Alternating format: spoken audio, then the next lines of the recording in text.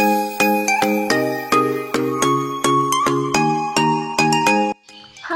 Assalamualaikum warahmatullahi wabarakatuh. Perkenalkan, nama saya Anastasia Melodevina Salsabila. Saya berasal dari kelas 10 MIPA 4. Nah, di sini saya akan menjelaskan tentang evaluasi penanaman saya yang telah saya budidaya selama kurang lebih 3 atau sampai 4 bulan. Nah, di sini saya memilih pohon cincau. Mengapa sih saya memilih pohon cincau? Tentunya saya memiliki alasan mengapa saya memilih tanaman tersebut. Karena tanaman tersebut sangat mudah dijangkau dan dapat digunakan dengan sangat baik jika masyarakat dapat mengolahnya, apalagi jika kita dapat membudidayakannya dengan baik. Nah, selain itu, harga tanaman cincau saat ini juga relatif sangat murah dan tentunya sangat mudah tumbuh karena asal ada air, maka daun cincau akan tumbuh dengan subur. Nah, untuk penanaman daun cincau sendiri sangat mudah karena kita menggunakan sumber daya yang sangat sedikit.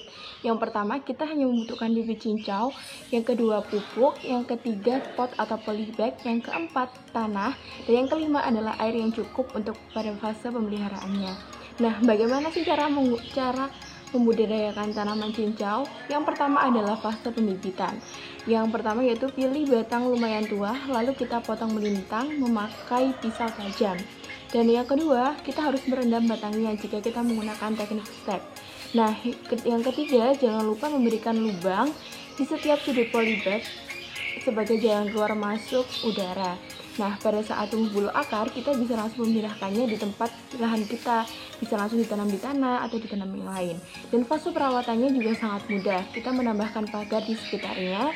Dan yang kedua, merawatnya setiap hari, jangan lupa untuk menyiramnya dengan air yang cukup agar daun cincau juga bisa hidup dengan subur. Nah, yang ketiga, taruh tanaman ini di tempat yang aman agar kita mudah untuk menjangkau proses perawatannya. Nah, cukup mudah kan? Apakah kalian sudah tertarik untuk menanam daun cincau? Nah, daun cincau ini sangat membuahkan hasil jika kalian berhasil untuk membudidayakan tanaman ini. Nah, ada juga kendala nih saat kita membudidayakan daun cincau. Nah, yang pertama yaitu tanaman tumbuh tidak maksimal. Apa sih yang menyebabkan tanaman tidak tumbuh maksimal? Biasanya terjadi karena pembudidayaannya tidak rutin memberikan pupuk dan penyiraman. Karena penyiraman adalah faktor penting dalam membudidayakan pohon cincau. Nah, saya juga terlihat dari pengalaman saya, ada beberapa pot 2-3 pot saya yang mati karena saya lalai untuk memberikannya air. Jadi memang saya sengaja untuk jadi sebagai salah satu observasi bagaimana sih kendalanya jika dia memang tidak ada air, seperti itu. Nah, yang kedua yaitu serangan dari berbagai hama dan penyakit. Saat ini apalagi musimnya sekarang sangat pancaroba dan tidak bisa kita prediksi, maka sangat cepat dan bisa menimbulkan banyak sekali penyakit terhadap tanaman jika kita tidak melakukan perawatan dengan baik. Nah, bagaimana sih cara pencegahannya? Nah, pencegahan bisa dilakukan dengan memberikan jarak antar polybag atau pot. Jangan sampai tanaman berdekatan. Tanaman juga dijaga agar tidak terlalu rimbun sehingga menjadi tempat hama bersembunyi. Jadi, tanaman yang rimbun tidak selamanya adalah tanaman yang sangat baik, karena tanaman yang rimbun juga biasanya terdapat hama-hama yang dapat bersarang di sana, sehingga kita harus bisa memberikan jarak antar pot sehingga mereka bisa berkembang biak dengan baik dan sangat rapi. Dan yang kedua yaitu apabila terjadi serangan hama dan penyakit harus dibatasi sedini mungkin. Jangan menunda karena serangan hama biasanya akan menyebar dalam waktu yang sangat singkat. Jadi hama itu tidak menyebar menunggu waktu beberapa lama, beberapa minggu ataupun beberapa tahun. Sedangkan hama sangat cepat menyebarnya. Nah, jika kita melihat hama, kita harus segera memusnahkannya dengan pestisida nabati sesuai hama yang menyerang jika dirasa perlu. Nah, ada juga keuntungan saat kita membudidayakan daun cincau. Apa sih itu keuntungannya? Nah, banyak orang yang senang mengonsumsi cincau untuk diolah kembali. Nah, kita bisa membayangkan jika kita menjadi seorang wirausaha tanaman cincau yang sudah sangat terkenal dan kita bisa memasarkan produk kita dengan sangat baik, maka orang akan tertarik dan akan mencari kita. Karena apa? Karena daun cincau akan sangat bermanfaat untuk kehidupan. Mereka sangat suka untuk mengolahnya menjadi cincau hijau, minuman segar, dan yang digemari oleh masyarakat di Indonesia. Nah, tanaman cincau juga cepat dan tepat untuk kita gunakan sebagai salah satu pembelajaran dalam media ini pembudidayaan karena tanamannya sangat cepat dan juga biaya produksinya juga yang relatif sangat murah karena kita hanya mencari bibit. Nah, harga bibitnya sendiri itu juga relatif sangat murah sekali, 15.000 kita sudah mendapatkan bibitnya. Nah, banyak orang yang membutuhkan tanaman cincau untuk menyembuhkan segala penyakit, dikonsumsi dan juga bisa laku di pasaran. Nah, setelah kita sudah mengulas tentang bagaimana sih cara membudidayakan tanaman cincau, kita juga memerlukan sebuah pemasaran jika kita bisa mendapatkan hasil yang sudah maksimal dengan pembudidayaan tersebut. Nah, kenapa sih harus ada pemasaran? Ada beberapa tujuan pemasaran yang harus kita ketahui. Yang pertama yaitu menjadikan kegiatan dalam pengembangan kemampuan bisnis kita, yaitu membudidayakan daun cincau, bisa melakukan adaptasi. Yang kedua, untuk dasar pemikiran dalam pengambilan keputusan pemasaran. Dan yang ketiga, bisa dipakai untuk media ukur apakah kita sudah berhasil menjadi seorang wirausaha. Nah, untuk itu kita perlu mempunyai strategi pemasaran yang cukup baik dan mewadahi, karena strategi yang kita gunakan juga mempengaruhi apakah kita berhasil memasarkan produk kita dengan baik atau tidak.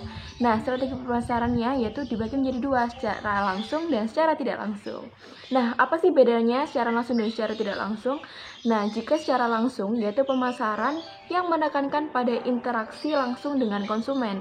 Jadi pemasaran langsung ini dilakukan dengan face to face, dengan seorang penjual dengan pembeli bertemu dengan secara langsung dan memasarkan produknya. Nah, dan yang kedua adalah pemasaran tidak langsung. Apa sih bedanya pemasaran tidak langsung ini dengan pemasaran langsung? Nah, pemasaran tidak langsung ini adalah pemasaran yang dilakukan untuk memasarkan suatu barang atau jasa dengan media internet. Maksudnya apa? Nah, kita bisa menggunakan media internet sebagai salah satu bentuk usaha kita untuk melakukan pemasaran. Bagaimana bisa? Nah, tentu saja bisa. Caranya, kita cukup memfoto dan mendapatkan hasil yang bagus untuk tanaman kita dan kita unggah di media sosial untuk menjangkau banyak sekali orang yang mengetahui bahwa kita sedang membudidayakan cincau. Nah, mereka jika membutuhkan cincau akan segera menghubungi kita dengan secara langsung. Nah, pemasaran ini juga sangat membantu karena pengusaha-pengusaha saat ini juga butuh sebuah inovasi yang baru, bagaimana produk yang mereka pasarkan bisa cepat laku. Nah, apalagi nih, sekarang kan juga musim COVID-19. Nah, kita bisa memanfaatkan pemasaran tidak langsung ini untuk tetap menjalankan usaha kita. Nah, pemasaran langsung yang saya gunakan yaitu yang pertama, mendatangi pasar atau toko, yang kedua, menawarkannya bisa ke tetangga atau ke teman-teman terdekat, dan yang ketiga yaitu mencetak banner, yang keempat adalah pemasaran dari pintu ke pintu atau yang bisa dikenal dengan door to door. Nah, strategi dan penawaran secara langsung spesifik untuk setiap konsumen. Dengan melakukan pemasaran langsung, pengusaha bisa menemukan cara penawaran produk yang spesifik bagi setiap konsumen. Hal ini penting karena setiap konsumen memiliki latar belakang kehidupan yang berbeda, sehingga pola pikir juga berbeda terkait sebuah produk. Nah, untuk itu, pemasaran langsung yang saya gunakan, saya berharap bisa berhasil dan berjalan dengan sesuai yang direncanakan. Dan yang kedua, bentuk pemasaran tidak langsung saya, yang pertama yaitu penawaran harga promo, yang kedua dengan mitra ojol, dan yang ketiga dengan pengembangan video yang saya upload di media sosial, dan yang keempat online melalui WhatsApp, melalui Shopee, melalui OLX, melalui Facebook, Instagram, dan web, dan shopping center lainnya. Nah, strategi pemasaran online atau pemasaran tidak langsung adalah upaya yang dilakukan untuk memasarkan suatu produk atau jasa dengan media internet. Nah, perlu diketahui bahwa jumlah pengguna di internet di Indonesia telah melebihi setengah dari jumlah penduduk Indonesia. Jadi hampir seluruh masyarakat Indonesia sudah mengenal internet dan media online. Untuk itu perlu adanya strategi pemasaran secara online untuk produk budidaya cincau saya. Strategi pemasaran online yang digunakan dengan target konsumen dengan pemasaran online dengan menggunakan sosial media. Jadi target yang saya butuhkan untuk pemasaran saya ini yaitu pelajar-pelajar, pengusaha-pengusaha yang aktif bermain gadget, dan target saya yaitu konsumen dapat tertarik dengan produk saya dengan media online. Seperti itu. Nah, itu tadi ulasan yang dapat saya berikan tentang pembudidayaan tanaman cincau saya. Semoga kalian dapat terinspirasi dan ingin membudidayakan cincau juga, karena sangat gampang sekali dan kita bisa mengambil keuntungan yang banyak dengan segala strategi pemasaran, dengan banyak sekali hal-hal yang menguntungkan dari kita membudidayakan tanaman cincau. Jangan lupa berikan like-nya. Terima kasih semuanya sudah menonton video ini. Semoga kalian juga bisa terhibur dan mendapatkan banyak sekali inspirasi dari video ini. Sekali lagi, terima kasih untuk semuanya yang sudah menonton. Saya akhiri, wassalamualaikum warahmatullahi wabarakatuh. Dah.